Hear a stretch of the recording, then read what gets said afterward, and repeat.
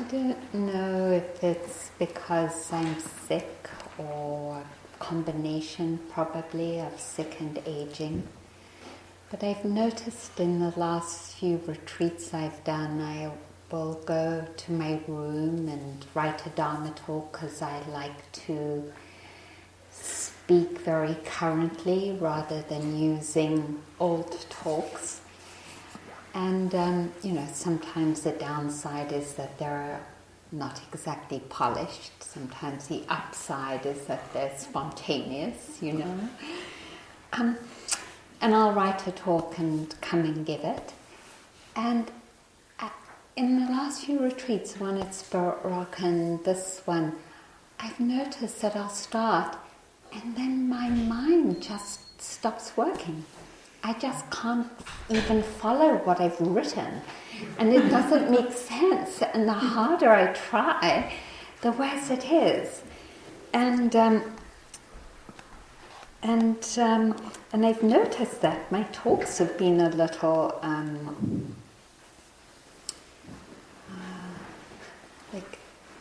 do I know what I'm saying? Am I really?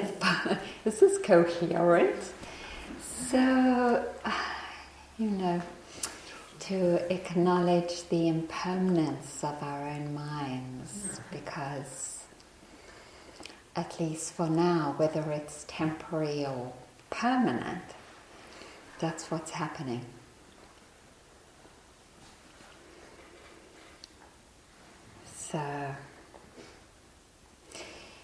So then in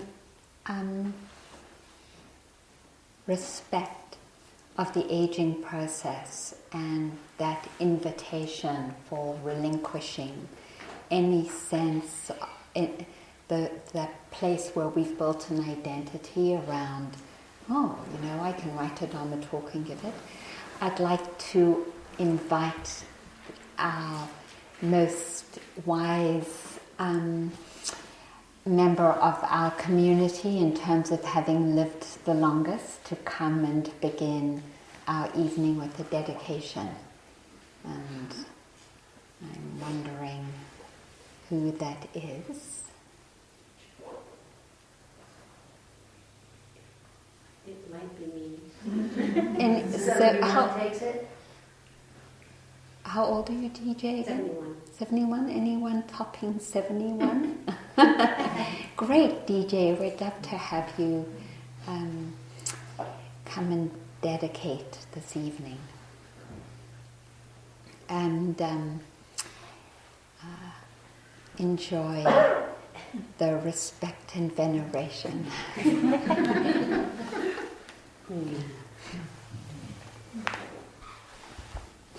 Arinna, you're such an equal opportunity appreciation giver.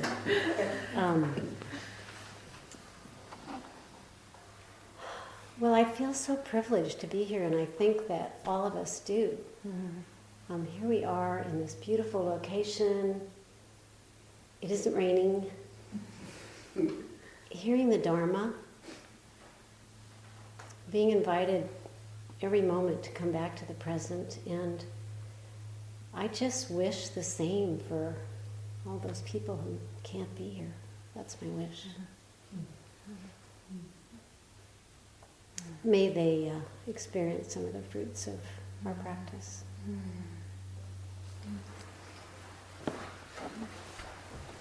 Thank you, DJ.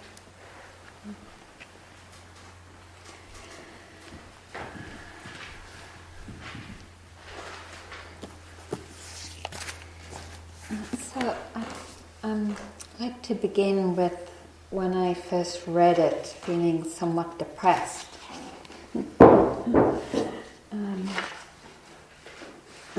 And then go from there to find our way.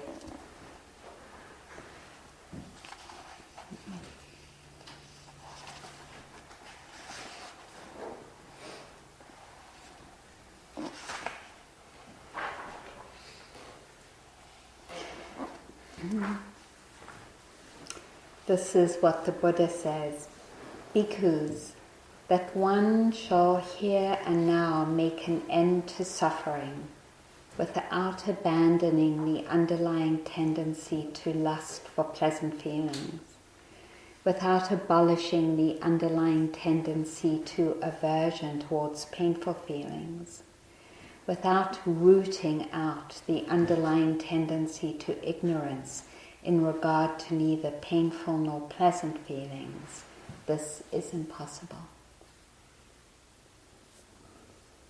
Shall I read it again? Mm-hmm.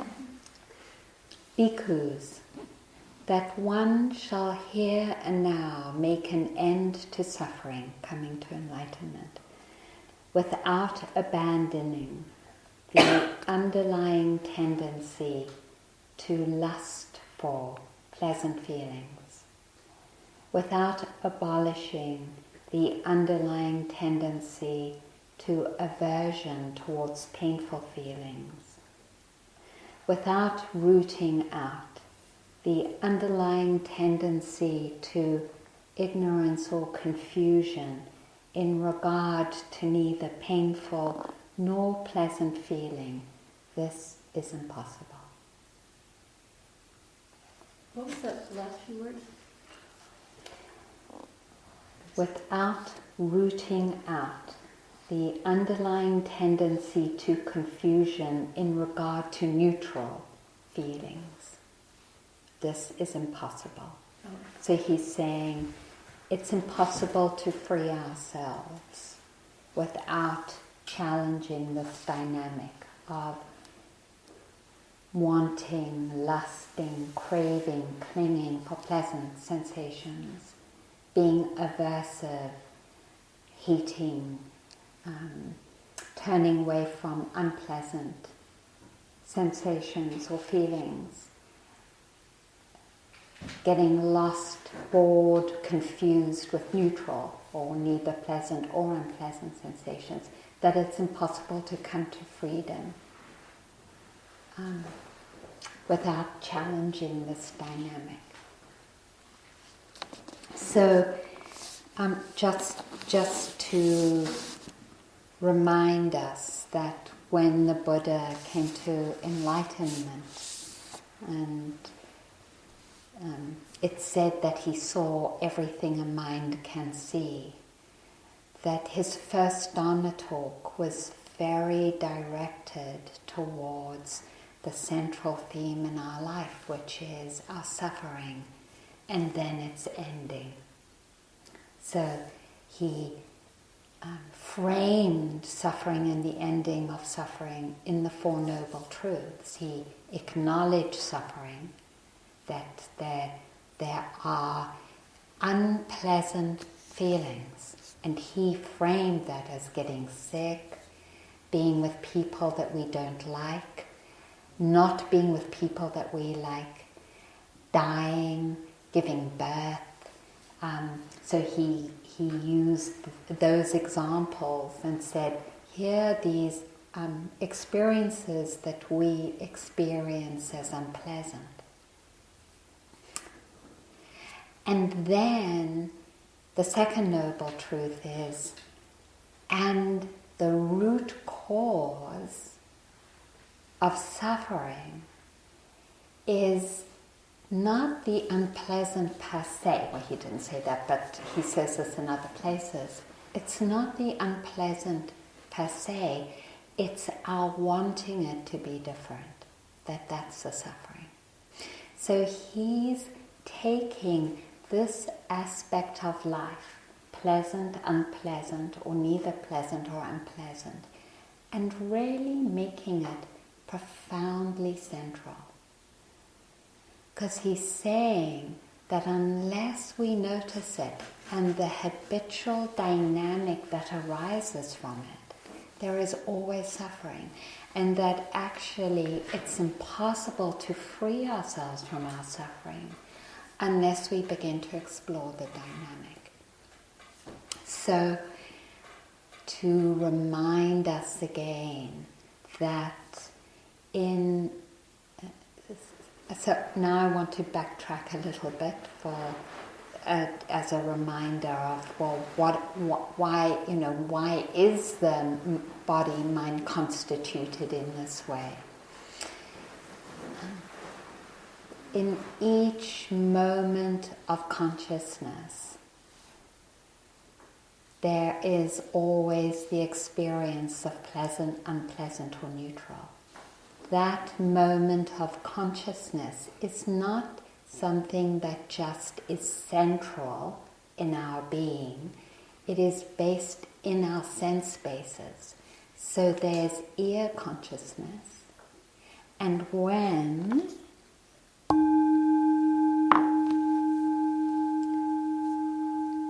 ear consciousness and contact with the sound happens, so with contact, the very next thing in consciousness that happens is the feeling tone of pleasant, unpleasant, or neutral. In seeing, as contact is made with Kuan Yin, is this Kuan Yin? Whose is this? Philippus? Philippus, Kuan Yin, so beautiful.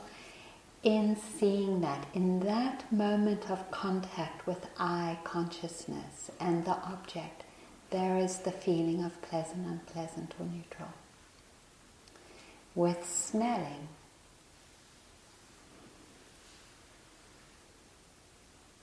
with tasting, we've been exploring that maybe a lot.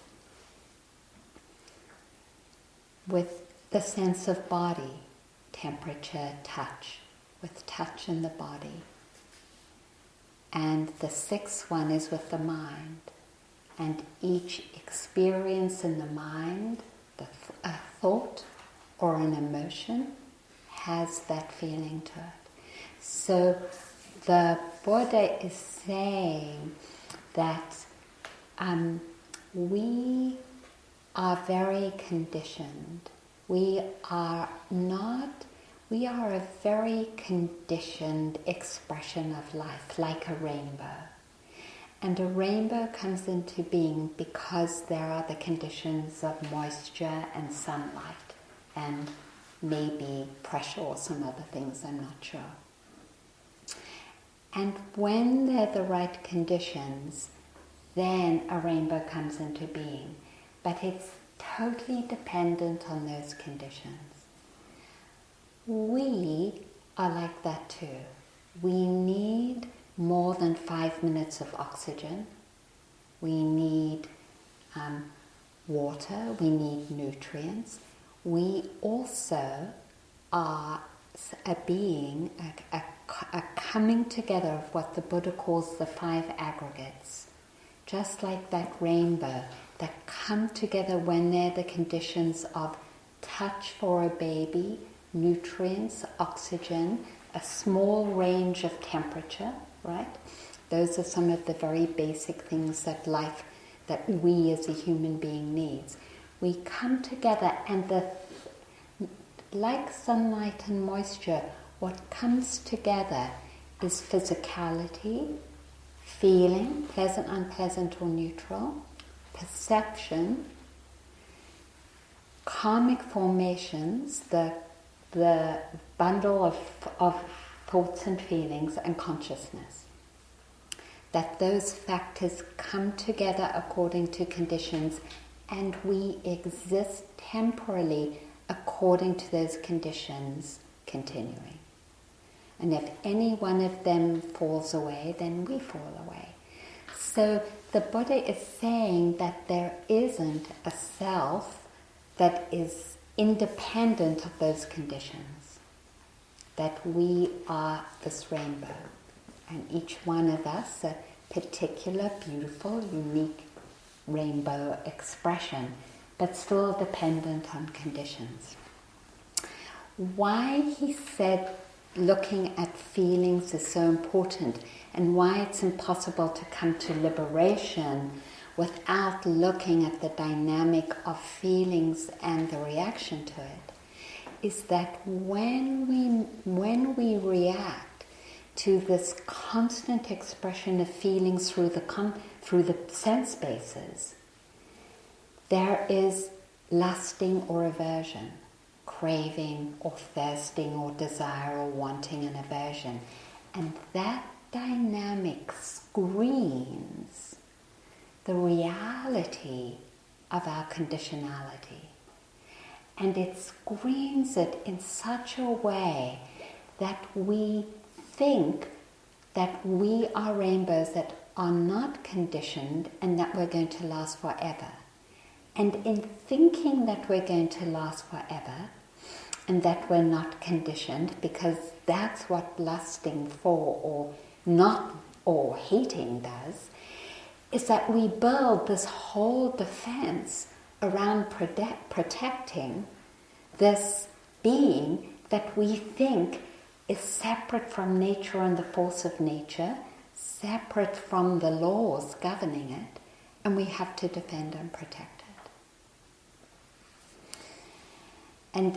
And in defending it and protecting it, we, having started to go down this road, the sandy road in our vehicle of lusting, we make an imprint in our being that then the next time there's something pleasant or unpleasant, the car's already skewed down that road because the car tires have already made a track.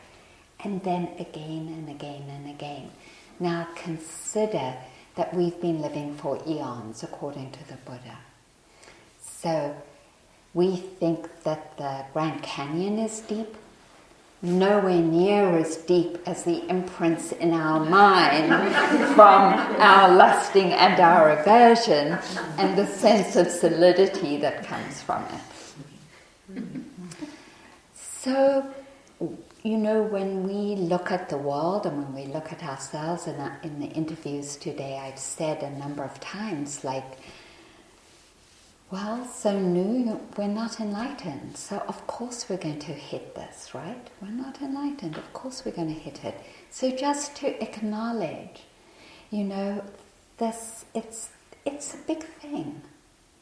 It's a big thing, and so no wonder the world is the way it is. When we think about our culture and it's how it's built on sensual pleasure, right? I mean, deeply built on sensual pleasure. In fact, in this day and age, it's the raison d'etre of our life, is cultivating sensual pleasure. We're really acknowledging the reflection of our own minds, that this is what's been conditioned. And so I'm just wanting to acknowledge the reality of it so we don't get down on ourselves. Like, oh my God, I got caught. Of course. Of course we get caught. Of course we get caught. And of course we get caught over and over and over again. So, in the second foundation of mindfulness, the Buddha invites us to know at these sense doors when pleasant feelings arise and the movement of the mind to wanting more. And when unpleasant feelings arise, not only the aversion to not wanting it, but that we want pleasant feelings. That we want pleasant feelings. So, now especially, at least for me, working with so many unpleasant sensations in my body, I watch my mind just fantasizing over and over again. It's like, oh my God, when can I get a massage? Actually, not a massage because I'm not that into massages, but, when can I get a break from the pain? Yes, that's right. That's how it is. When we see it, the Buddha says that it actually makes a difference in challenging the strength of our reaction. So that's the first thing, is to see it, just to see it over and over again.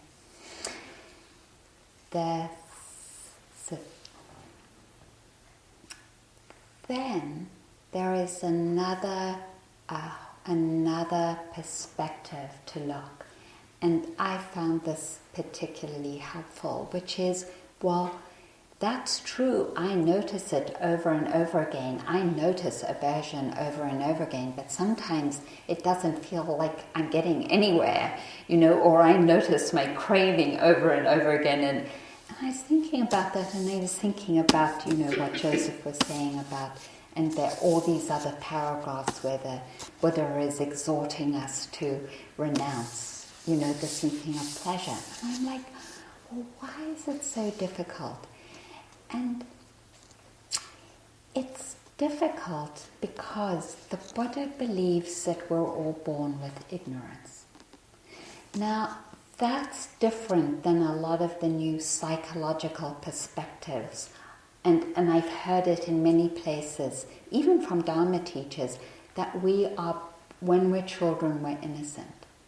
And then culture and schools and everything distort that innocence. And so we end up who we are. Actually, the Buddha doesn't say that. The Buddha says that every child is born with ignorance, and that ignorance just hasn't matured, so they seem innocent. We seemed innocent when we were really young, but we had ignorance living in us, and as we continue to age, the ignorance matures and begins to express itself. I know that even at a very young age, some children really express their suffering. It isn't all beautiful, innocence and unvarnished mind.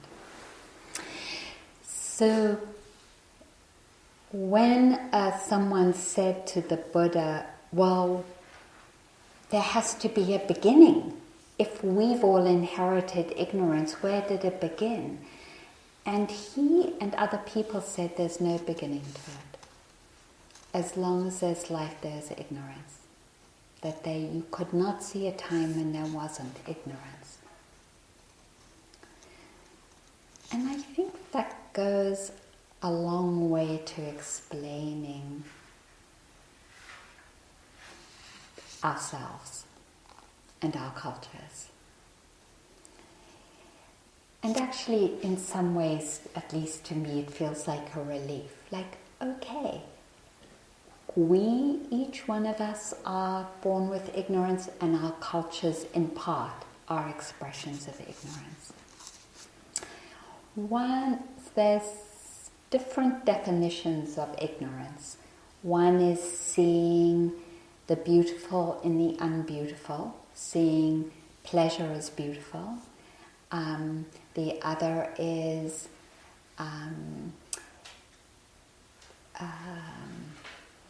being confused, just as though we're in a fog and not being able to see at all.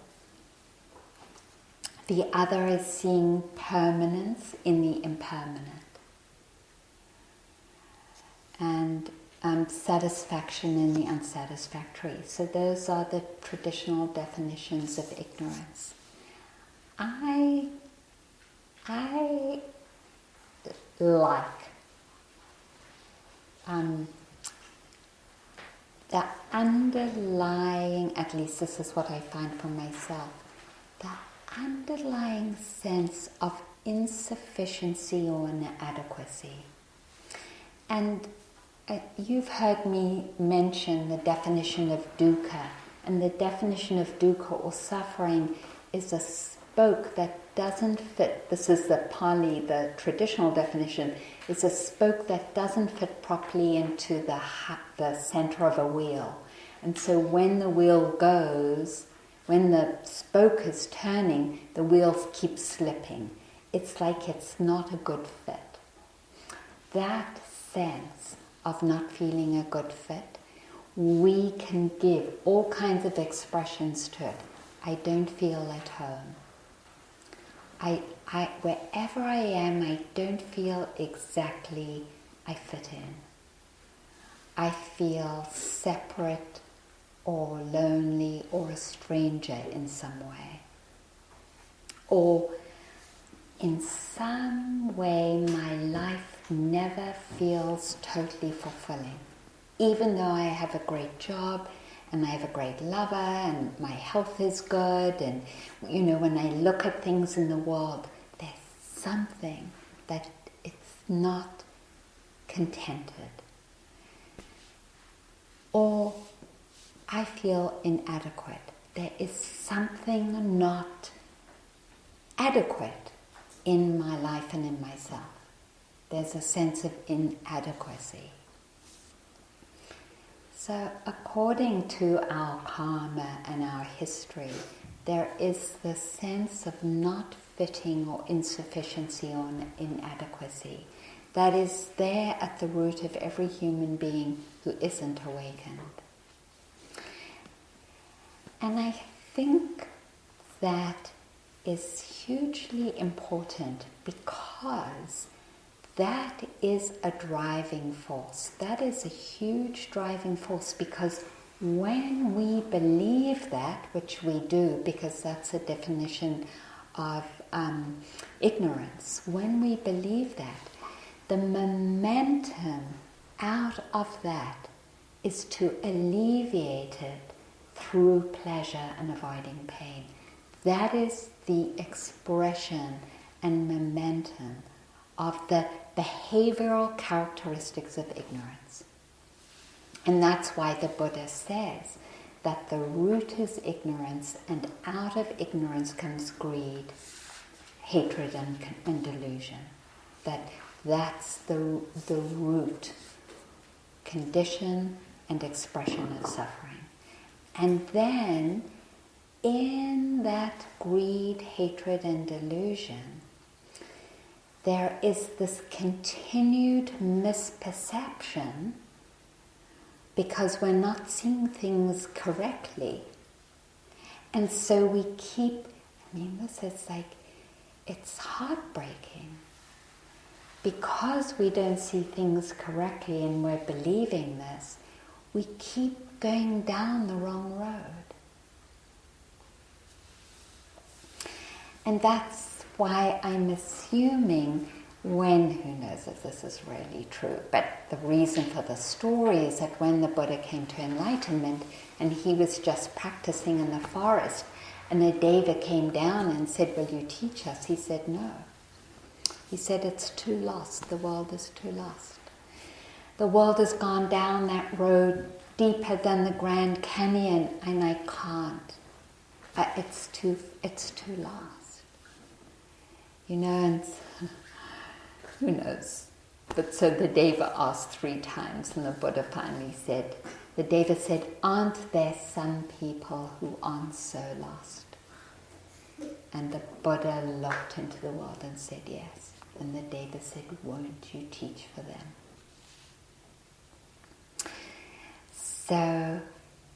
So that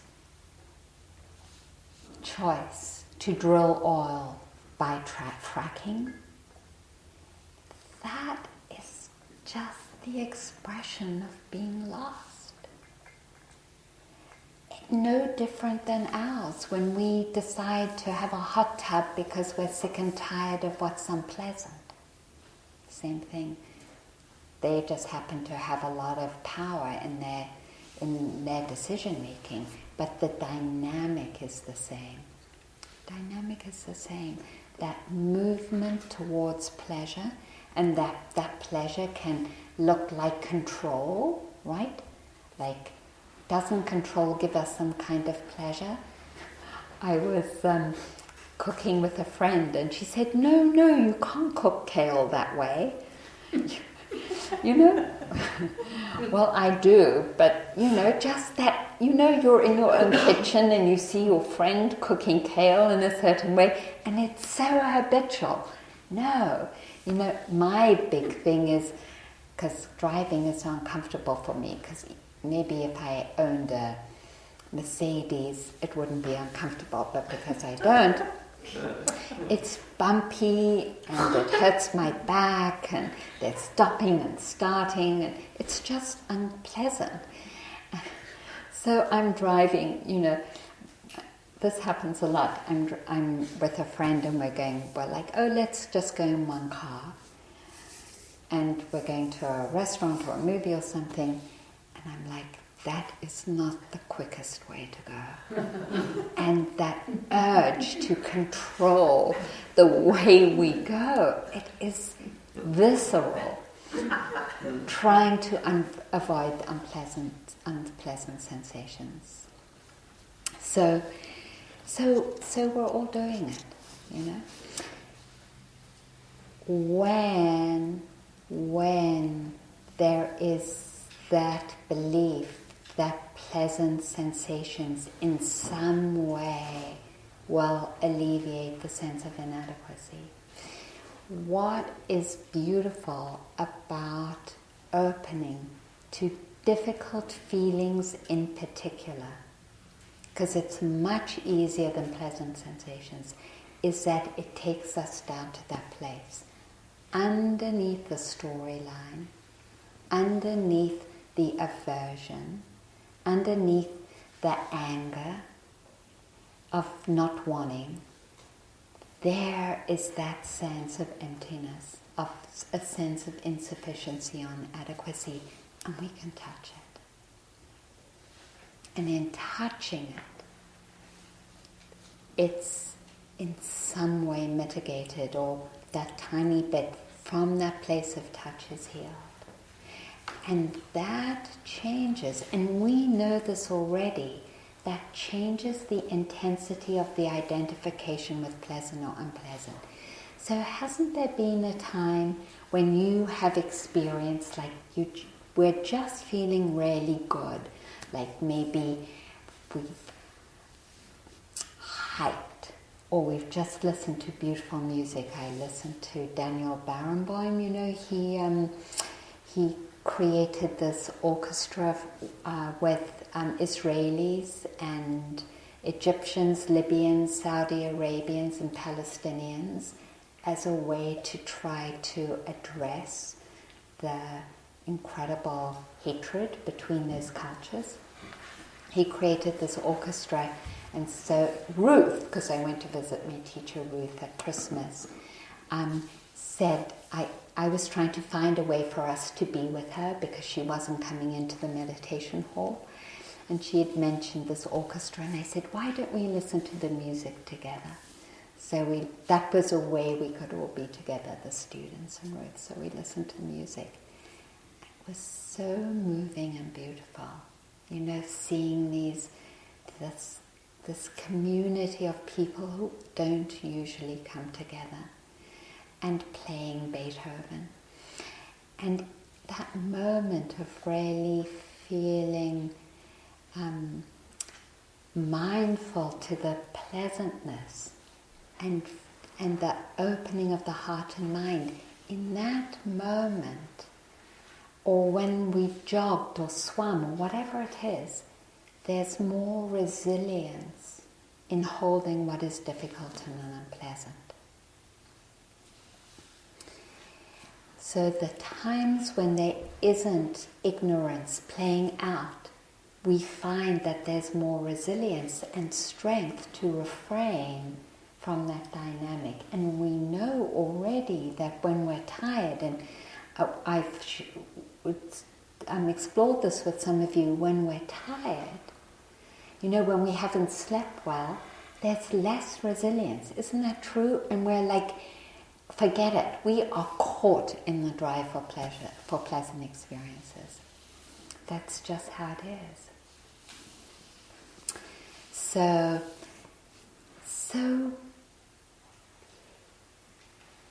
it's extraordinarily helpful then to see that when we feel most at the mercy of it, it's not because, we're horrible beings, but just that ignorance has gotten activated.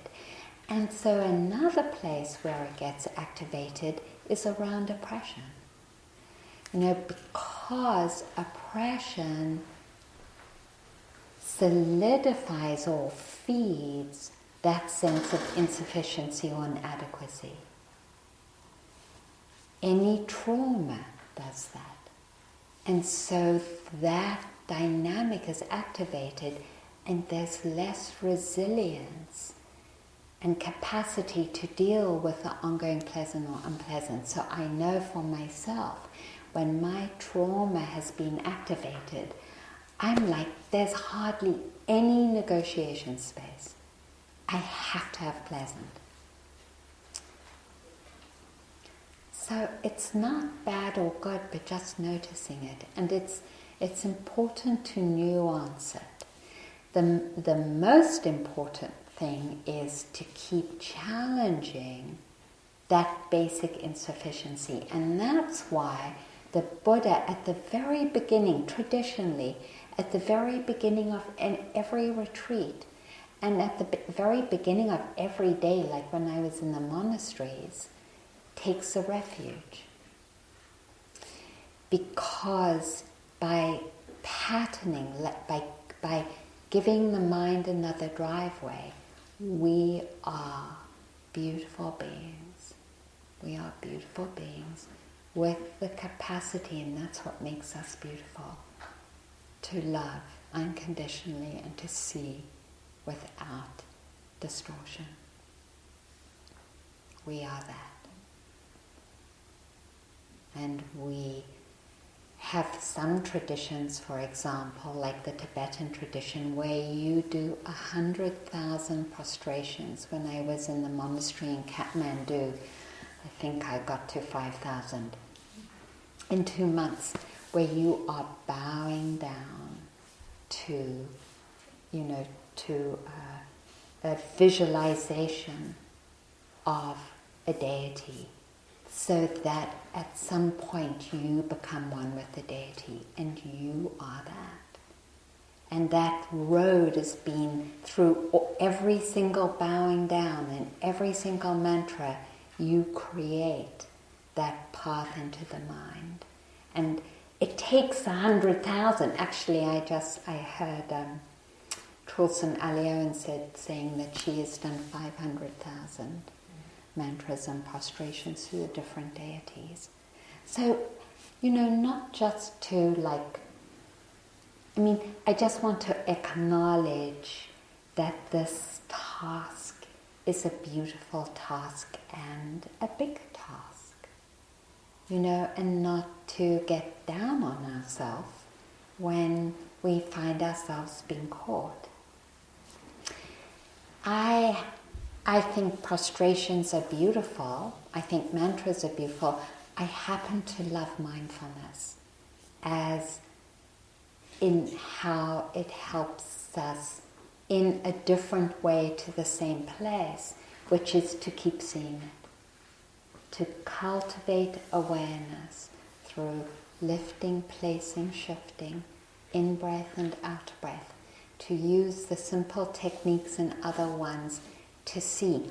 That's where that sense of inadequacy or shame is, that I'm not good enough, or separation, I don't fit in, or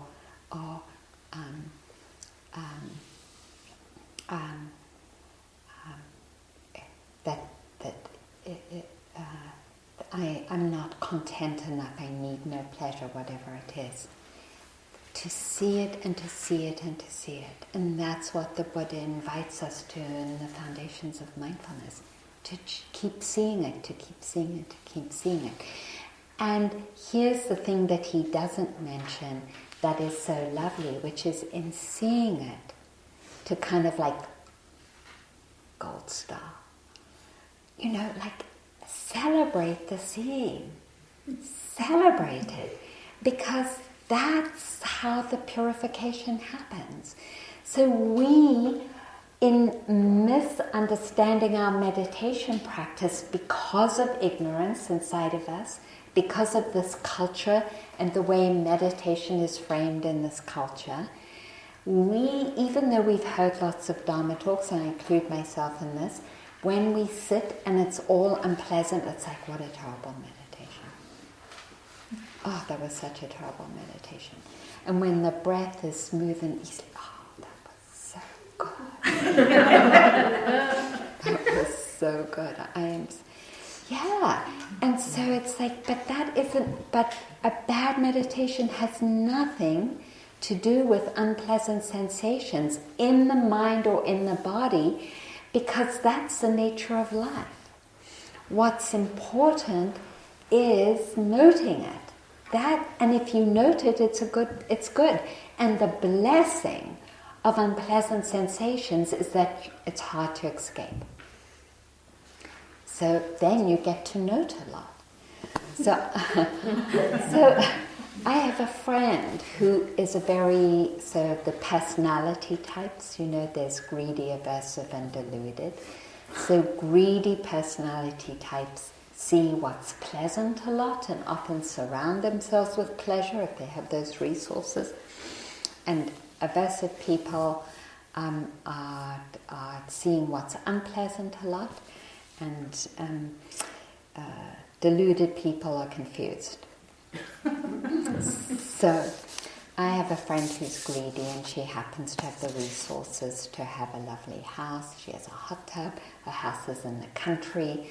She doesn't practice in the morning, but she sits in her hot tub, and she has a little bird feeder right above the hot tub, so all the birds come. And so I say, "How's your morning?" Oh, she says, "It was lovely. I was in my hot tub and the birds." And then she has Peet's coffee. If you really are into coffee, Peet's Dickerson coffee is the primo coffee. She has a primo coffee. And I say to her, so honey, I love her. So do you think of doing a retreat? I don't need to do a retreat. My life is fine. So you remember I was talking about the Deva realm? The challenge of it always being pleasant is that you get seduced. And then when things get hard, then you're totally knocked for a loop. Whereas for the aversives, we work with it all the time, so we know how.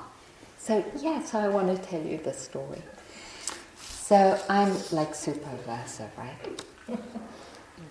So I am going to school, I'm rebellious, I'm not that sporty. When I was at school, I wasn't into sport that much, mostly because you had to wear these terrible underpants and go and play sports in these underpants. I couldn't believe that's what but we had to wear a uniform, and there was the sports uniform, and you played netball in these grey underpants, and I'm like, forget it.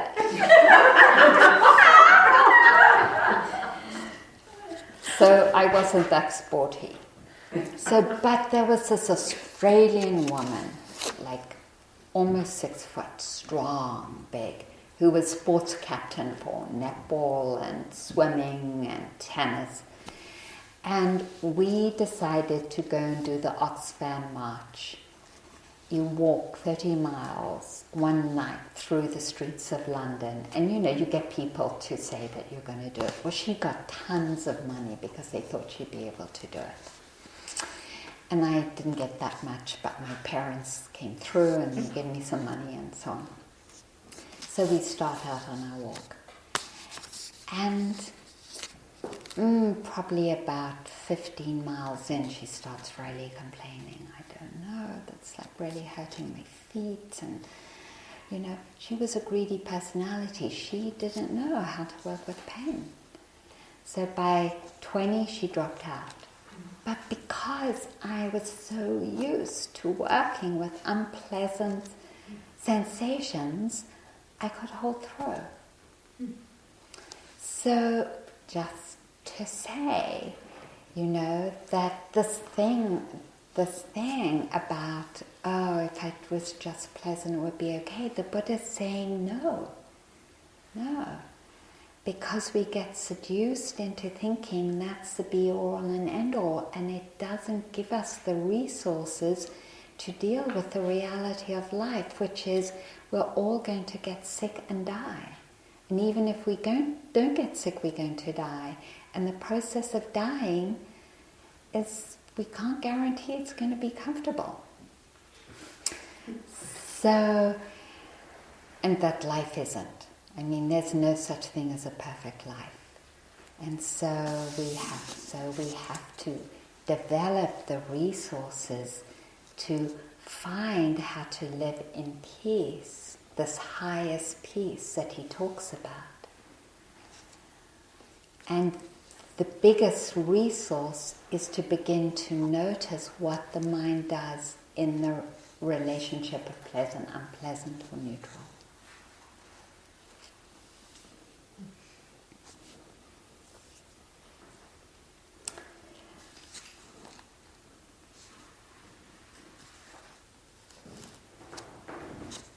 So let me read what he says here.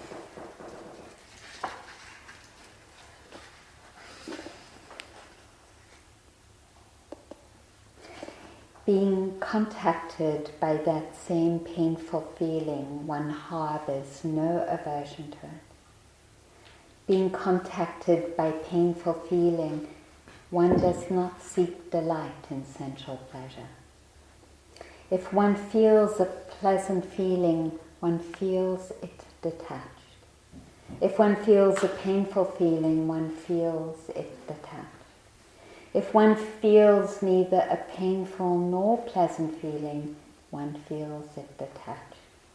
This practitioner is called a noble disciple, who is detached from birth, aging, and death, who is detached from sorrow, pain, displeasure, despair, who is detached from suffering.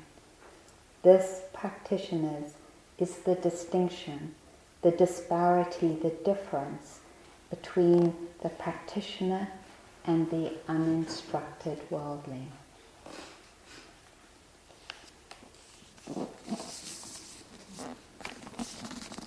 And then just to sort of read, well, I'm at my time. Do you have like energy for 5 more minutes?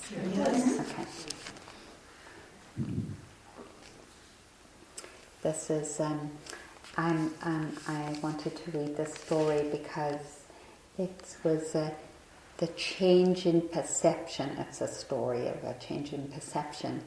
But that perception, the perception of how we understand our life. So I realize that I have to end. I haven't ended properly yet. To challenge what constitutes a life that is deserving of the description dignity. And that is that it is beyond pleasure and pain. And the beyondness of it is our presence.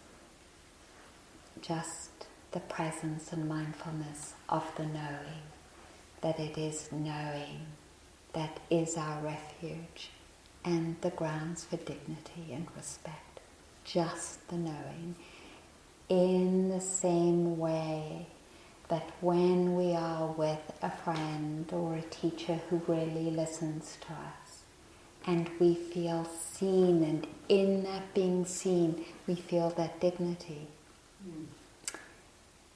That we give ourselves by knowing all our experience, and by particularly knowing pleasant and unpleasant, and wanting and not wanting, and becoming disengaged from it.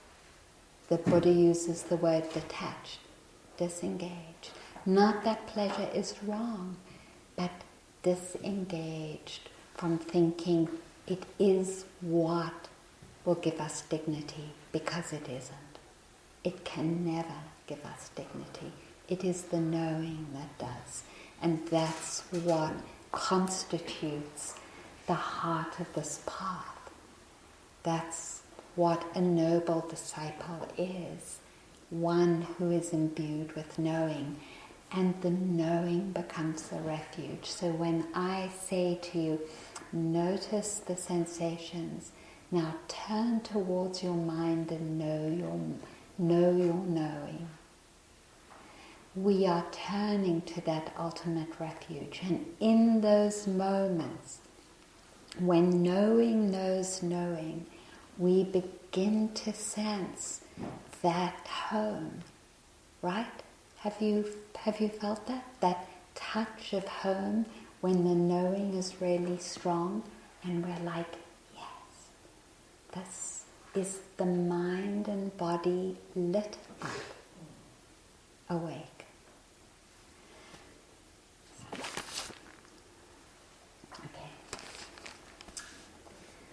George Manjakis, I might be not pronouncing his name properly, was a criminal law professor, attorney and politician born in 1922 in Athens, Greece.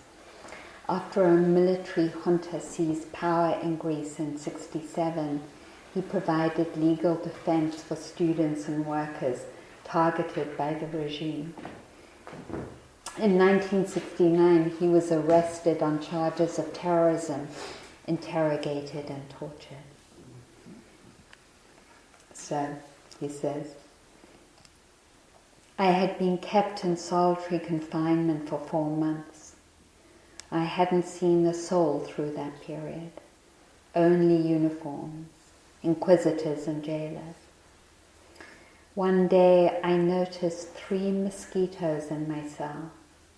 They were struggling hard to resist the cold that was just beginning.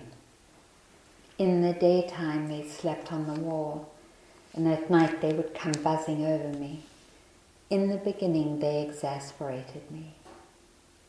But fortunately I soon understood I too was struggling hard to live through the cold spell. What were they asking from me? Something unimportant, a drop of blood. It would save them, and I couldn't refuse. At nightfall, I would bare my arm and they would wait for them. After some days they got used to me and they were no longer afraid. They would come to me quite naturally and openly. This trust is something I owe them. Thanks to them, the world was no longer merely an inquisition chamber. Let's sit for a moment.